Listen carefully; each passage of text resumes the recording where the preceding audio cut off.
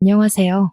제 풀에 지쳐 이혼을 하게 된 사연 하나 들려드리고자 글을 쓰게 되었습니다. 저는 불과 3개월 전에 이혼을 하게 되었고, 아직 아이는 없는 30대 여성입니다. 제가 남편과 잘 살아보려고 나름 여러 번 참아주다가 이 불행이 유턴 없는 일방통행이라는 걸 뒤늦게 알고서 급하게 브레이크를 밟았어요. 지옥의 구렁텅이에 빠질 뻔한 제 인생을 아슬아슬하게 건진 거죠. 누구나 그렇겠지만 저 정말로 결혼해서 잘 살고 싶었습니다. 재작년 통계청에서 이혼하는 부부를 수치로 계산했는데 4상 중에 240상이 이혼을 한다는 결과가 기사로 나왔더라고요. 결혼해서 잘 사는 것이 어려운 일이라는 걸 알지만 노력해서 제 결혼만큼은 실패하고 싶지 않았습니다. 그런데 결국 이 꼴이 나버렸네요. 잘 살고 있는 부부들을 보면 무척 경이롭고 노부부가 되어서도 서로 존중하며 손잡고 다니는 분들을 보면 이젠 존경심을 느낍니다. 사연을 쓰기 위해서 다른 사연자들의 글을 읽어봤는데 이혼 부부가 굉장히 많더라고요. 다른 곳보다 유독 이 커뮤니티에 이혼 사연이 많은 것 같아서 저도 대한민국 이혼녀로서 제 경험 좀 시원하게 얘기해보고자 합니다. 저는 건강관리식품 제조회사에서 일을 하고 있는 사람입니다. 평소 주변에서도 똑 부러지고 알뜰하다는 말을 많이 듣는 편이었던 저는 동료 직원들 중에서 가장 신임을 높게 사는 직원 중 한 명이었을 정도로 각별한 애정을 받았는데요. 특히나 비즈니스에 필요한 금전적 부분을 자꾸 저한테 맡겼다는 겁니다. 물론 저는 회계 쪽 분야가 아닙니다. 저도 회계는 어려워요. 돈을 잘 만지는 편이긴 하지만 그건 그냥 꼼꼼한 성격 덕입니다. 그런데 회사 다닌 지 한 2년 되니까 동료끼리 서로 어떤 사람인지 어느 정도 알게 되잖아요. 그때부터 제가 급여를 더 받고 회계 업무 보조까지 맡게 되었지 뭡니까. 딱히 번거로운 일은 아니었기에 저도 흔쾌히 한다고 했지만 제가 이렇게 칭송받을 만큼은 아닌데 싶어 민망하더라고요. 저는 제 스스로가 야무지다고 생각한 적이 한 번도 없습니다. 다른 건 잘 모르겠고 유독 돈 관리에서만 조금 더 철저했을 뿐이에요. 제가 20살 되자마자 적금 통장을 만들었다고 하면 다들 놀라더라고요. 그 적금도 금리나 혜택 다 비교해서 통장 2개로 나눠 만들었다고 하니 신기해하기도 했고요. 당시에는 다들 이렇게 돈 관리를 하는 줄 알았습니다. 그래서 오히려 놀라는 사람들을 보고 제가 더 놀랐었네요. 저는 부모님 도움이 아닌 온전히 저의 자의로 적금을 알아보고 비교하며 만들었고 알바까지 하면서 목표 돈을 모았기에 이미 만기 적금은 벌써 2개 있습니다.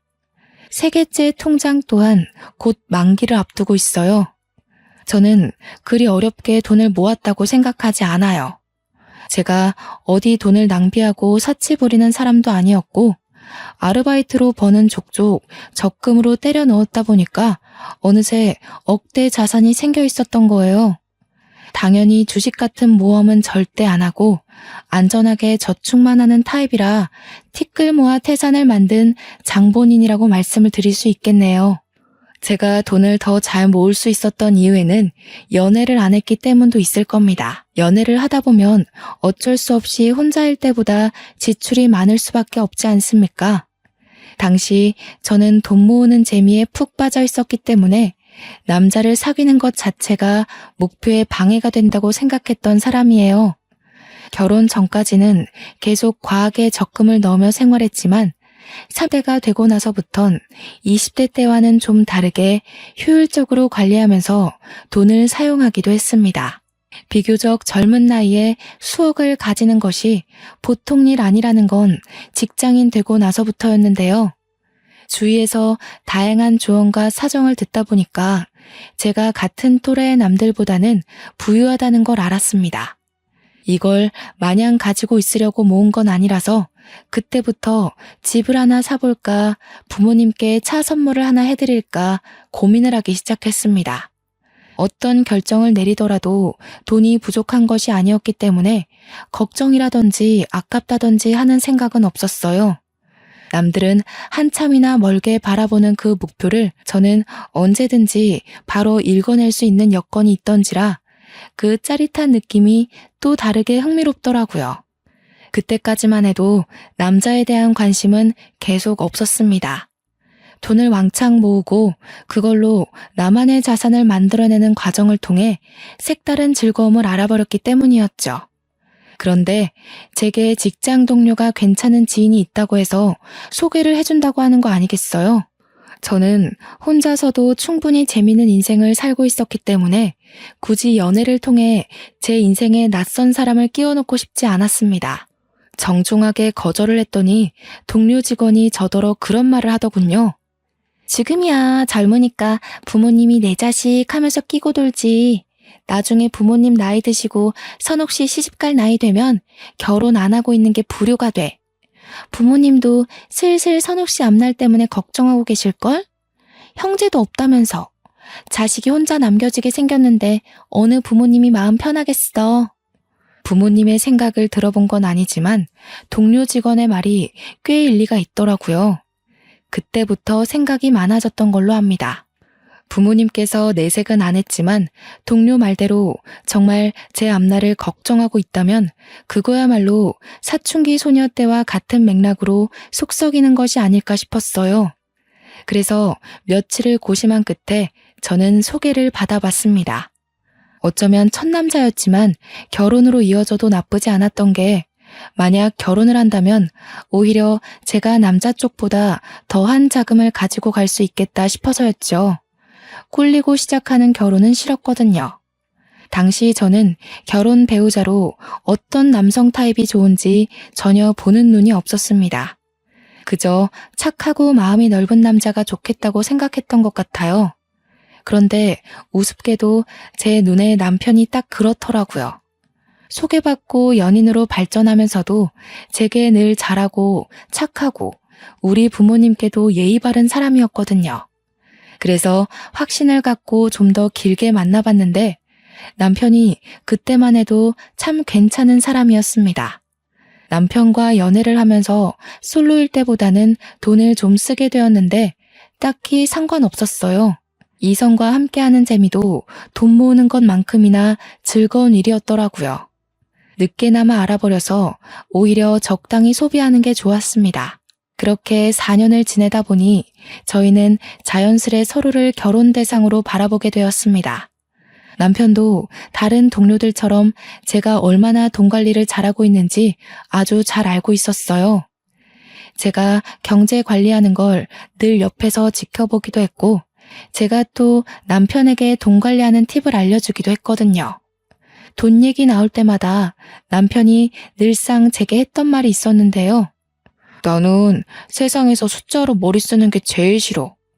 우리 결혼하면 자기가 경제권을 다 가져. 나는 도무지 이런 거 신경 쓰면서 일 다닐 자신이 없다. 결혼을 약속하고 나서는 본격적으로 경제권을 제게 다 넘기려고 했습니다.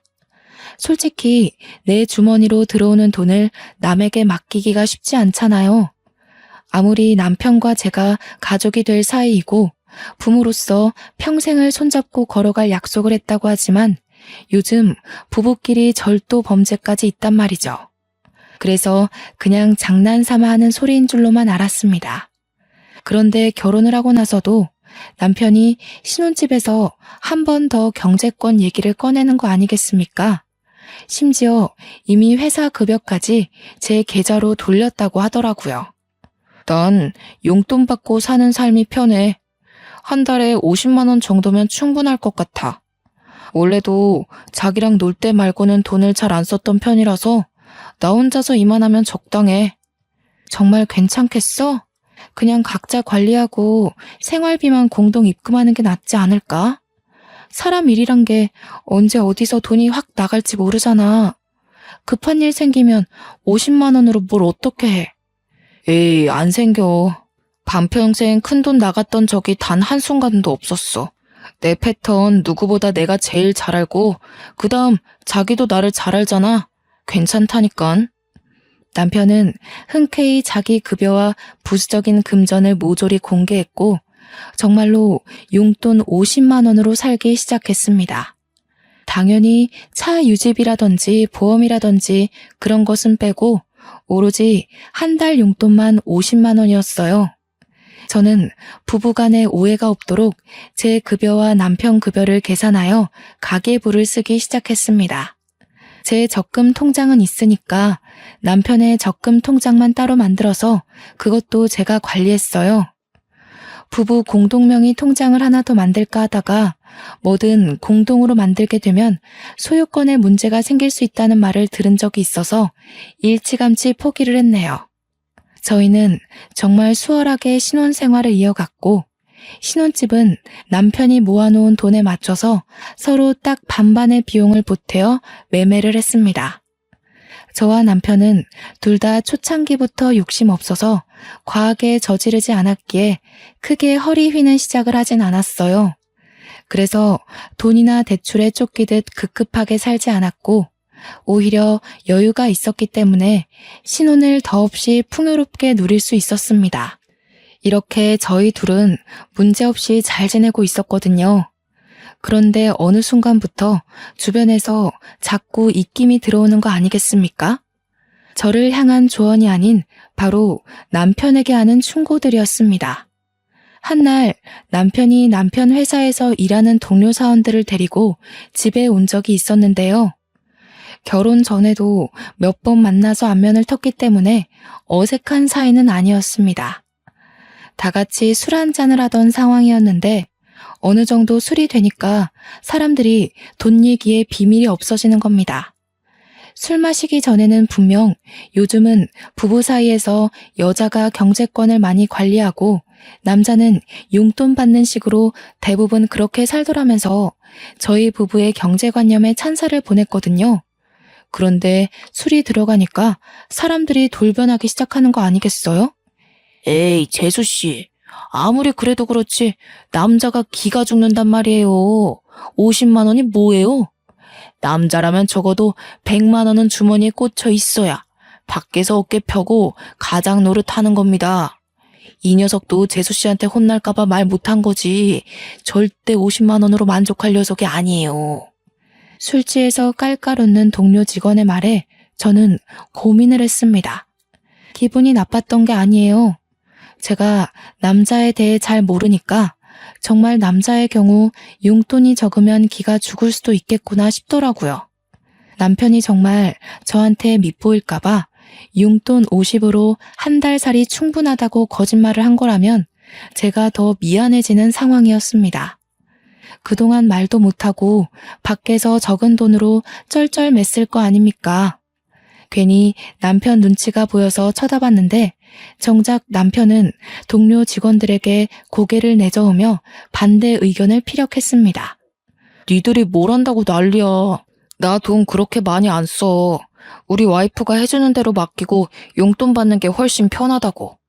녀석 아직 신혼이라고 재수씨 편 들어주는 거 봐라. 그 마음 1년밖에 못 간다의 한 표. 부부 생활 익숙해지면 제일 먼저 걸리는 게 바로 돈이거든요. 내가 돈 관리했으면 신혼 1년도 못 보내고 파산났어. 와이프가 똑부러지게 맡아주니까 생활 요건이 너무 여유롭잖아. 니들이야말로 이러니까 매일 와이프한테 한 소리 듣는 거야. 돈 좀 작작 써라. 너 그러다가 재수씨한테 뒤통수 맞으면 어쩌려고. 혹시 알아? 재수씨가 초반에 신뢰를 엄청 줘놓고서 몰래 1, 2만 원씩 빼가고 있을지. 동료 직원들은 마치 제가 남편의 돈을 몰수해서 몰래 빼돌리고 있는 사람처럼 나쁘게 표현했습니다.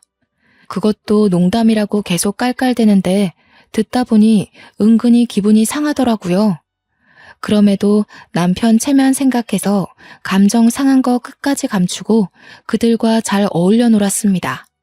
그리고 그들이 귀가하자마자 저는 궁금했던 질문들을 서둘러 물어봤어요. 여보, 용돈 작아? 많이 부족한 거면 더 줄게. 우리가 어려운 형편도 아닌데 모자라서 불편하면 안 되지. 100만 원으로 맞춰주면 될까? 아니, 전혀 안 부족한데? 아, 아까 그 동료들 때문에 그러는구나. 신경 쓰지 마. 쟤네들도 와이프가 경제권을 갖고 있는데 얼마 전에 와이프들이 돈 빼돌리는 걸 적발했다더라고. 그것 때문에 나더러 조심하라고 하는 소리야. 근데 나는 조심할 게 뭐 있어. 당신이 월말마다 알아서 보여주는데. 난 당신 믿어. 남편은 경제권을 저한테 맡긴 것에 대해서 다행히 자존심을 상해하지 않았습니다. 혹시라도 남편이 불편해한다면 경제권을 다시 각자 관리하는 걸로 바꿀 생각이었는데 남편이 한사코 거절을 하는 바람에 그러진 못했어요. 저 또한 한편으론 안심이 되었습니다. 혹시라도 남편이 사실은 동료들 말처럼 힘들었다고 한다면 왠지 좀 속상할 것 같았거든요. 저한테 말도 안 하고 남들에게 제 흉을 봤다는 것일 테니까요. 언제나 그렇듯 저도 괜찮고 남편도 괜찮다는데 왜 이렇게 돈 얘기만 나오면 다들 제 남편을 못 잡아먹어서 안달인 걸까요? 남편 동료들로 모자라 저는 시모한테도 경제권 때문에 잔소리를 들어야 했습니다. 그래서 세학이 너가 돈을 관리한다고? 아무리 관리를 잘한다고 하더라도 그게 어디 완전하게 투명할 수가 있나? 요즘 세상이 많이 달라졌다지만 누가 돈을 여자가 관리한대? 그래도 큰 돈 만지는 건 아직까진 남자가 해야지. 너희들 좀 이상하게 살림을 한다. 시댁에서는 돈 관리를 시부가 하고 있었습니다. 그건 수익을 벌어오는 사람이 시부밖에 없으니까 그렇구나 하고 이해할 수 있는 거죠. 그런데 시모가 자꾸 저더러 다음 달부터 남편한테 경제권을 넘기라는 거 아니겠습니까? 그것도 돈 관리 철저한 시부 앞에선 제게 잔소리 못하면서 시부가 자리만 비우면 저를 불러 몰래 면박을 주었어요. 어머님, 저희 정말 투명하게 공개해요. 제가 정리한 가계부 남편이 늘 챙겨보고 있고요. 걱정 마세요. 반개월을 살았는데 아직 살림엔 지장이 없는걸요. 가계부야. 일부러 틀리게 쓸 수도 있는 거니까 모르는 일이지. 깐이라는 남자가 50만 원으로 뭘 하겠니? 그렇잖아도 용돈은 올리려고요. 남편은 50이 괜찮다고 하는데 아무래도 주위 시선이 안 좋네요. 용돈 다 못 쓴다고 하더라도 그냥 가지고 있는 게 좋겠어. 사람들 말대로 무슨 일이 있을지 모르는 거니까. 아이고 답답하게도 한다. 그렇게 쥐꼬리만큼 찔끔찔끔 올렸다 내렸다 하지 말고 그냥 내 아들한테 넘기라니까. 우리 아들도 워낙 세심하고 꼼꼼해서 그런 거 잘해. 그날따라 시모가 너무 강력하게 주장하는 바람에 제가 이대로 계속 받아쳤다간 말씨름만 하게 될 것 같더라고요. 할 수 없이 한 발 물러난 저는 남편한테 시모 말대로 한번 도맡아 해보라고 했습니다. 그랬더니 시모의 표정이 순식간에 밝아지더군요. 남편한테 경제권이 넘어가는 걸로 이미 확정을 짓고서 이런저런 조언까지 하기 시작했습니다. 자기 아들이라고 어떻게든 치켜세워주려고 하는 건 알겠는데 시모의 그런 속보이는 모습이 좀 보기 거북하더라고요. 그러나 그렇게 신이 났던 시모의 기분이 단 1분도 지나지 않아 다시 심오해졌는데요. 남편이 또 한 번 경제권 받는 걸 거절해버렸기 때문이었습니다. 싫어, 귀찮아. 다들 왜 자꾸 했던 말 계속하게 하는지 모르겠네. 우리 집은 와이프가 똑똑하니까 알아서 잘 돌아가고 있잖아. 잘하는 사람이 해야 살림도 피는 거지. 괜히 내가 했다가 쫄딱 망하면 어쩔 거야? 아우 싫어. 어머 얘 봐라. 아직도 세상 물정을 모르네. 새아기가 경제권을 준다잖아. 네 아빠를 보고 자랐으면 알 거 아냐. 남자가 돈을 쥐고 있어야 미래가 안정되는 거야. 아빠가 남자라서 돈을 쥐고 있는 게 아니라 엄마가 돈을 허튼데 쓰니까 아빠가 관리하는 거 아니었어? 저번에 아빠가 그렇게 말하는 거 들었는데. 저는 그 자리에서 남편의 눈치 없는 발언 때문에 웃음을 참느라 애를 썼어요. 시모가 평소 웬만한 고집이 아닌데 자기 아들은 잘 못 이기더라고요. 아마 남편이 눈치 없이 직설적인 멘트를 잘 날리는 사람이라서 그렇지 않나 싶습니다. 하도 주위에서 뭐라 그러니까 저도 정말 남편한테 경제권을 맡겨볼까 했었거든요. 그런데 당사자가 저리 싫다고 발악하니 어떡합니까? 제가 어디 한두 번 물어봤겠어요? 이미 수십 번을 물었지만 남편 대답은 늘 거절로 한결같았는걸요. 그렇다고 포기할 시모가 아니더라고요. 경제권이 넘어갈랑 말랑하고 있으니까 시모도 애가 탔나 봅니다. 결국 시모한테 등짝을 맞은 뒤에야 남편은 경제권을 넘겨받는 것에 수긍했어요. 저야 뭐 괜찮았습니다. 어차피 저희는 부부이고 저희 집에 들어오는 돈이 어떻게 돌아가는지 이미 파악했잖아요. 남편한테 넘겨주더라도 어느 정도 제가 모르는 부분은 없겠다 싶었거든요. 저는 주말에 하루 날 잡아서 남편한테 경제권을 인수인계를 해주었습니다. 나름 쉽고 간단하게 이것저것 설명을 해줬는데 남편이 금세 골머리 아파하더라고요. 마치 이제 셈을 배우기 시작한 초등학생이 수업 시간에 엎드려버리는 모양새와 같았습니다. 나 도저히 안 되겠어. 당신 내가 얼마나 숫자 싫어하는지 알지? 누누이 말해줬었잖아. 그거 진짜 괜히 하는 소리 아니야. 나 학창 시절에도 수학을 제일 못했어. 제가 봐도 남편이 너무 버거워하는 것 같았어요. 그럼에도 불구하고 저는 남편이 미치려고 하는 걸 잘 어르고 달래서 웬만하면 넘겨주려고 했습니다. 어머님이 당신 이런 거 소질 있다고 그랬잖아.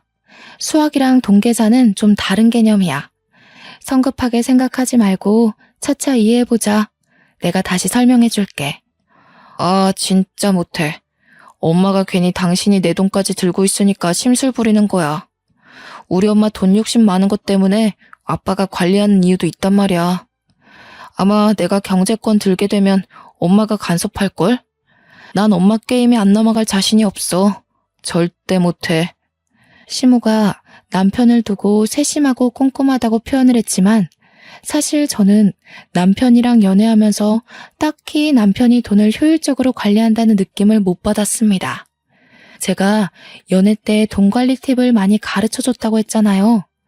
가볍게 알려줬던 그 소소한 팁들도 남편은 별로 습득하질 못했어요. 그래서 이렇게 괴로워하는 것도 충분히 이해가 되었죠.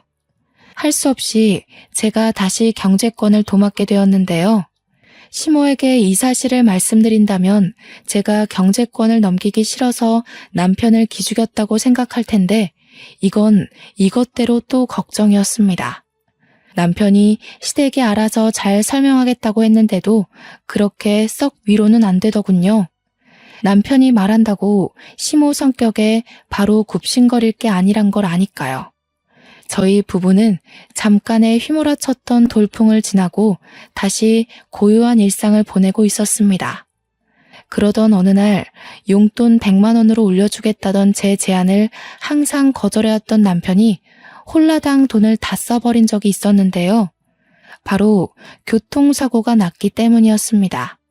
얼마나 급했는지 남편이 제 근무 시간에 전화를 해서는 돈 좀 붙여줄 수 있겠냐고 해서 급하게 보낸 뒤에 사정을 물었던 기억이 있어요. 아, 주차 사고가 났는데 내가 실수로 상대방 차 문을 쫙 긁어버렸어. 하필 돈 좀 나가는 차를 건드리는 바람에 있는 돈으론 택도 없더라고. 뭐? 다친 곳은 없어? 당신 여태 그런 해본 적도 없는 사람이잖아. 조심 좀 하지. 혹시 다친 데 있는 거면 돈 더 보내줄까? 병원비는 있어? 다친 곳은 없어. 근무 시간일 텐데 연락해서 미안해. 워낙 급한 일이라 너무 당황해서 당신 근무 시간인지도 생각 못하고 전화를 해버렸네. 남편은 운전 경력 15년인데도 여태 문콕 사고도 없었을 만큼 안전운전 실력을 지닌 사람입니다. 달리던 차도 아니고 주차를 하다가 사고가 난 거라서 어쩌면 천만다행이지만 한편으론 의아하기도 했어요. 도대체 어디다가 정신을 빼놓고 있었길래 가만히 있는 차에 가서 사고를 낸 건지 모르겠더군요. 수리비 견적은 총 78만 원이 나왔고 용돈으론 턱없이 모자랐던 남편이 제게 받아간 돈으로 잘 해결했다고 문자를 줬습니다. 이번 일을 겪으니까 확실히 느꼈어요. 남편에게 용돈 50만 원은 적은 게 맞는 것 같았죠. 만약 제가 연락을 받지 못했더라면 여기저기 전화를 돌리면서 구차하게 남의 주머니에 손 벌렸을 거 아닙니까? 위험한 상황일 때 대비하기엔 그 용돈은 너무 아슬아슬했습니다. 그래서 저는 남편에게 말없이 다음 달부터 용돈을 100만 원으로 올려줬어요. 용돈 입금한 당일 남편이 리액션은 안 해주더라도 용돈 올렸냐고 물어나 볼 줄 알았는데 정작 이틀이 지나도 남편한테서 별다른 말이 없더라고요. 여보, 내가 용돈 올린 거 확인했어? 당신 사고 이후로 내가 생각 많이 해봤는데 아무래도 올리는 게 좋아서 100만 원 넣었거든. 몰랐어? 그랬어? 내가 입금 내역은 따로 확인 안 해서 몰랐네. 고마워. 신경 안 써줘도 된다고 했는데 내가 말이랑 행동이랑 너무 달랐지? 민망하네. 어쨌든 잘 쓸게. 입금 내역은 남편이 굳이 확인하려 들지 않아도 알림으로 뜨는 걸로 알고 있습니다. 남편이 설정해달라고 해서 제가 해줬던 기억이 나요. 그런데 입금 사실을 전혀 몰랐다니요. 남편의 말에 여럿 의문이 들었지만 일이 바빠서 정신이 없었겠거니 그렇게만 생각하고만 넘겼습니다. 그리고 그때부터 남편은 옛날과 좀 다르게 소비 습관이 점차 변해갔어요. 100만 원은 너무 많다면서 길고 날던 남편이 100만 원도 모자라서 종종 돈 좀 보내줄 수 있냐고 연락하는 횟수가 많아졌다는 겁니다. 매번 돈을 더 붙여달라는 이유도 참 많고 다양했어요. 한날은 회식을 쏘게 되었다. 또 어떤 날엔 회사에서 단체 기부를 하게 되었다. 그리고 다음 날엔 친구가 어려워서 돈을 조금 보태줘야 했다 등등. 어쩔 땐 우리 한 달 살림에 차질이 생길 정도로 거액을 빌려간 적도 있었습니다. 제가 여러 번 물으면 늘 새로운 변명으로 답이 돌아왔어요. 생각해보면 차 사고 났을 때 제가 돈을 붙여준 이후로 남편이 점차 변한 것 같았습니다. 그 전까지만 해도 돈 쓰는 게 귀찮아서 외식도 굳이 안 하려던 사람이었는데 한 번 돈 입금되니까 혹시 돈 맛을 알아버렸나 싶더라고요. 얼마 후에 또 돈 좀 달라고 연락 왔길래 한날은 제가 없다고 얘기를 해봤거든요. 그랬더니 남편이 약간 언성을 올리는 거 아니겠습니까?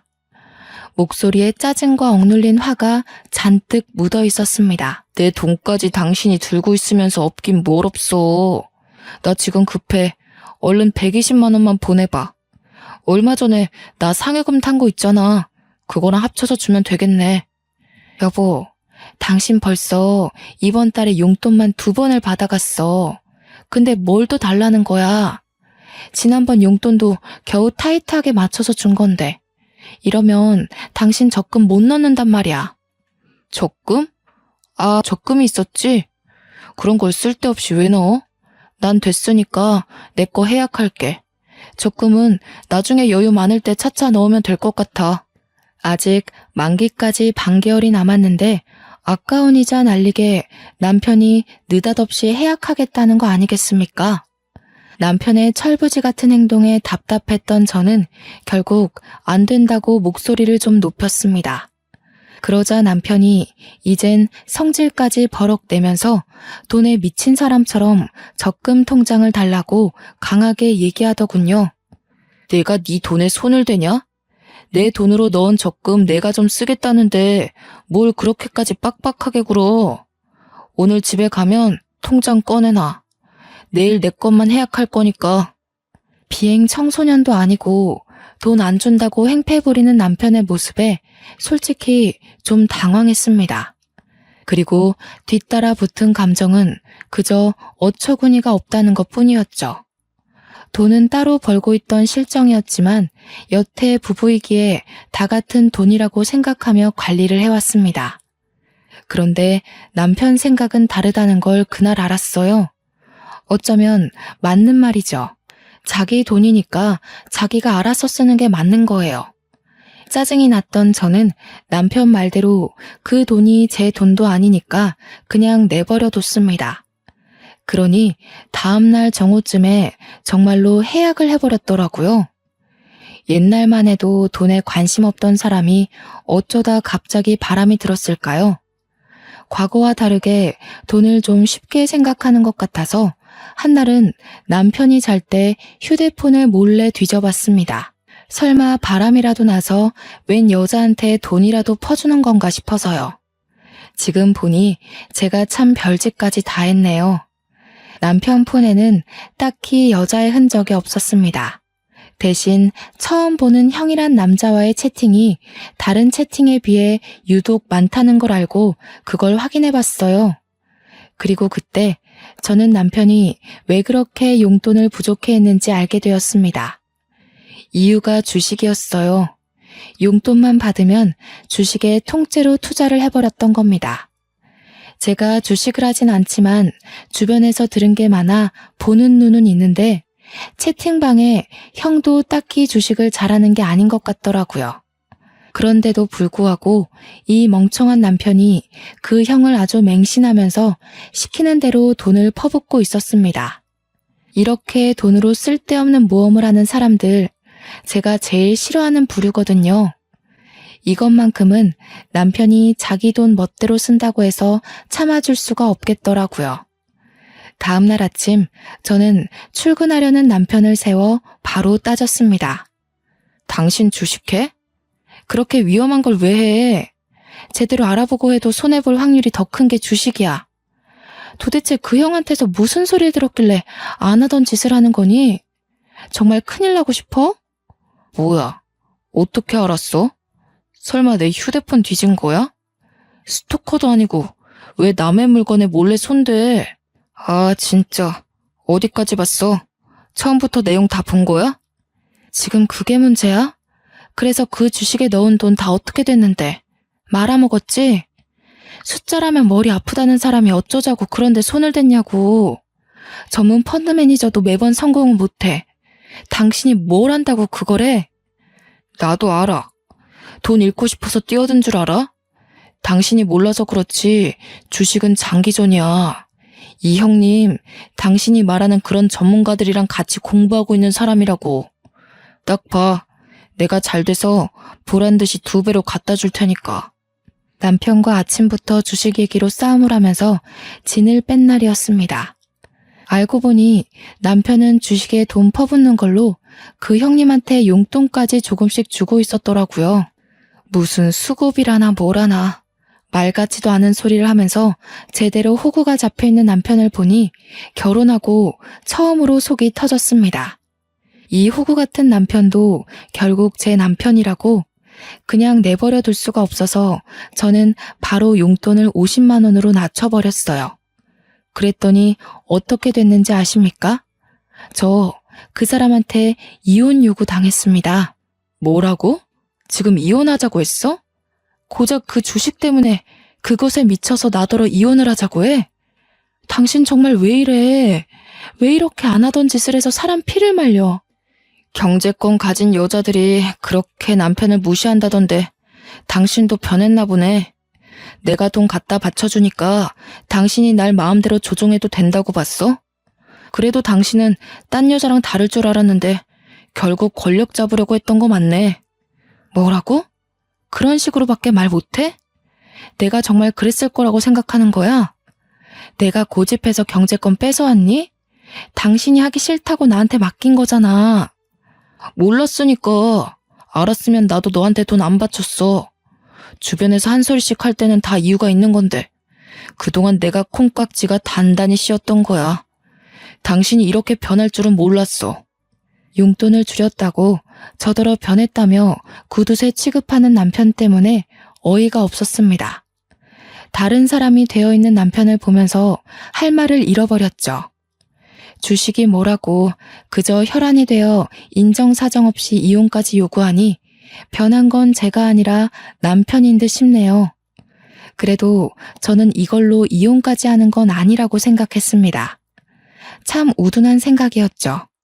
부부관계를 지키기 위해 결국 제가 결정한 방법은 경제권을 돌려주는 거였습니다. 각자 돈 각자가 관리하는 걸로 하고 남편한테 네 돈 가져가라며 통장을 패대기 쳐버렸어요. 남편은 오히려 살판이 났더군요.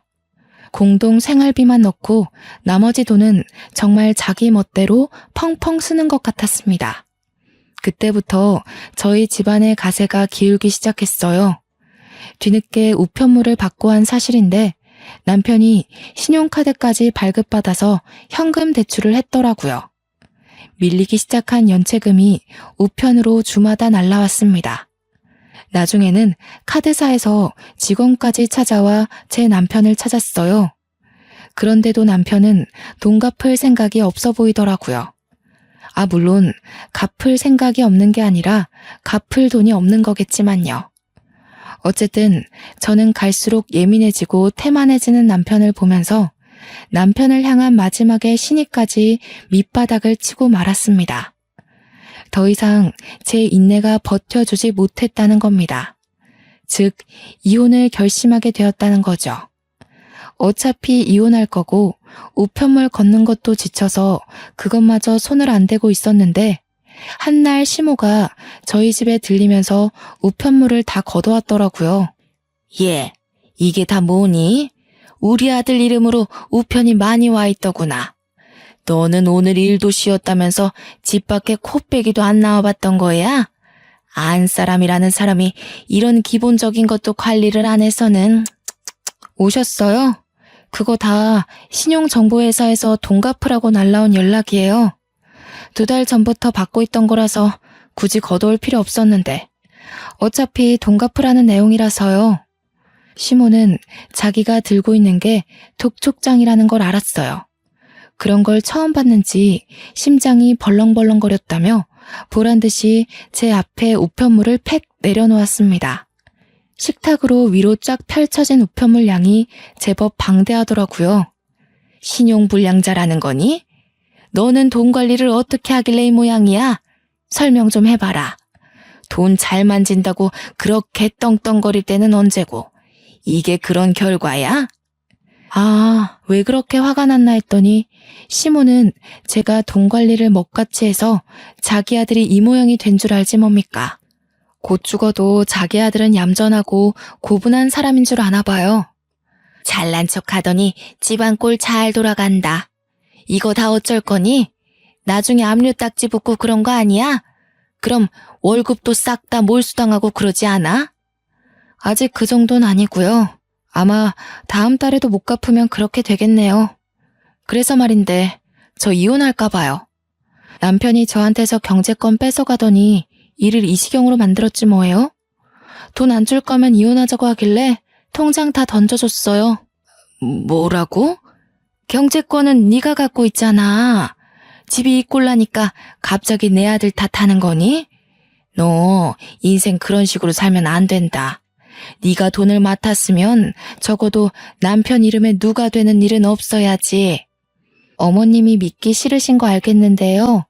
남편이 주식에 빠지고 나서부터 저한테서 자기 돈 다 뺏어갔거든요. 적금까지 남편이 다 해약해버렸어요.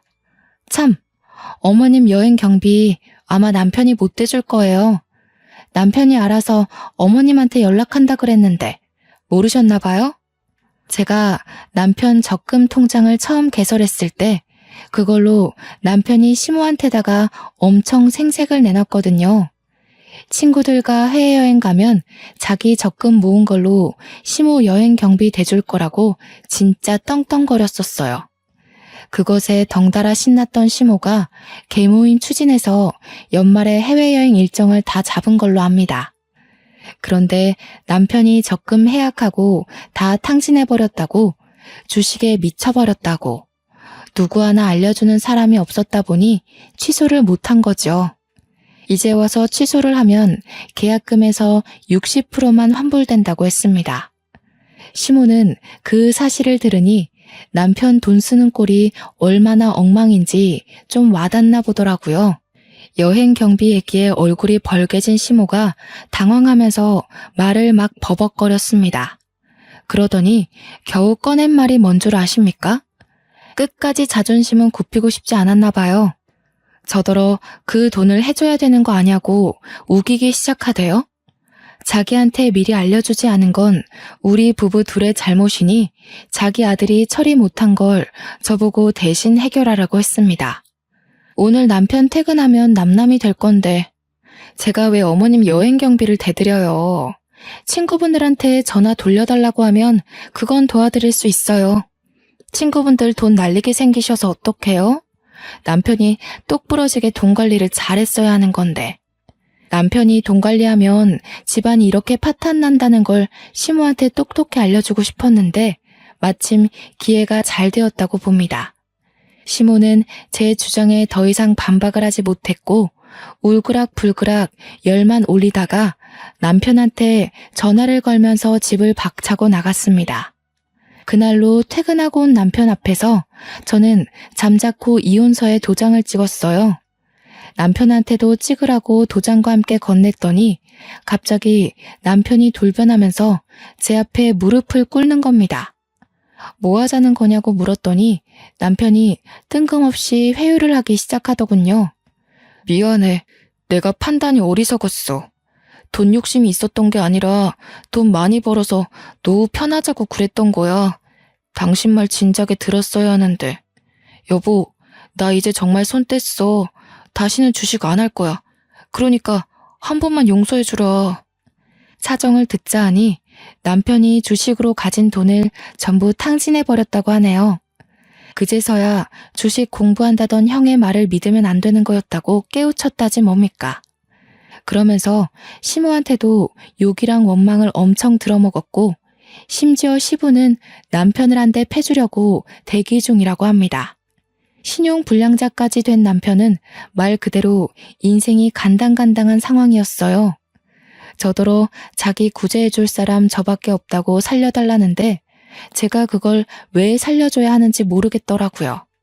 남편이 구구절절 주눅 들어서 하는 얘기에도 동정심이 전혀 안 생기더라니까요. 엄마가 너한테 용서받을 때까지 집에도 오지 말라고 했어. 여보, 나 여보 말고는 더 이상 가진 게 없어. 그러니까 딱 한 번만 봐주면 안 될까? 절대 두 번 실수하는 일은 없게 할게. 내가 원래 어떤 사람인지 당신이 잘 알잖아. 시모가 자기 아들의 문제를 뼈저리게 느꼈나 봅니다. 하긴 자기 아들 때문에 자기가 제대로 피해를 받았으니 그제서야 아들의 미련함이 보였겠죠. 그런데 어쩌나? 저는 제 돈으로 남이 싼 똥을 처리해 줄 생각이 전혀 없거든요. 그러려고 20대 청춘 즐길 거를 아껴가면서 모은 돈이 아니라서요. 질질 끄는 게 싫어서 합의 안 하면 소송할 거라고 강력하게 말했더니 돈에 무척 쪼들린 남편은 끝까지 빌더라고요. 지친 제가 그만 자리에서 일어나면서 지친다. 그냥 소송할게. 안녕. 하고 인사하니까 그제서야 급하게 합의서에 도장을 찍는 거 아니겠습니까? 아마 재산 분할된 돈으로 당장 급한 불은 끌 수 있지 않을까 싶네요.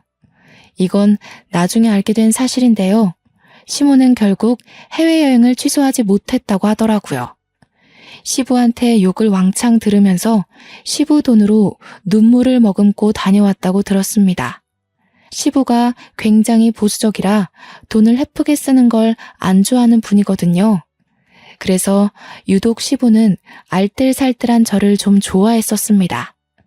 남편이랑 시모는 한동안 시부한테 저 같은 며느리를 내쫓았다고 욕먹고 쥐죽은 듯 살게 될 겁니다. 그저 잘 살아보고자 노력했을 뿐인데 돈 빨아먹는 귀신 취급을 당하게 될 줄은 몰랐네요. 남이 저를 신뢰하든 말든 남의 돈은 함부로 만지면 안 되는 건가 봅니다. 괜히 억울한 누명을 쓸 수 있다는 걸 시댁과 남편 주위의 사람들을 통해서 알았습니다. 그리고 또 아무리 좋은 사람이라 하더라도 돈 앞에서는 이면이 드러날 수 있다는 것조차 잘 배우게 되었어요. 아니지. 애초에 제 남편이 좋은 사람이 아니었는데 제가 그걸 못 알아봤던 거겠죠. 앞으로 또 이런 실수를 경험하지 않을 거란 확신은 없습니다. 다만 좀 더 지혜롭게 행동할 수 있을 것 같아요.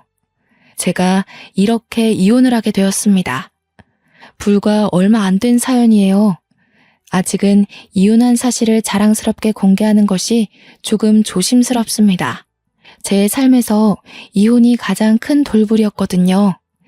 아마 제 스스로 치유받을 시간이 좀 필요할지도 몰라요. 그래도 좋습니다. 하마터면 낭떠러지로 추락할 뻔했던 인생이 아닙니까? 그 빈무더기에서 홀로 빠져나왔다는 것 자체가 첫 번째로 제 자신에게 칭찬해주고 싶은 일입니다. 끊임없이 잘했다고 저를 보듬어주면서 다시 새 인생을 살아봐야겠어요. 사연이 너무 길었죠? 관심 가져주시고 들어주셔서 너무 감사합니다. 항상 좋은 날만 가득하세요.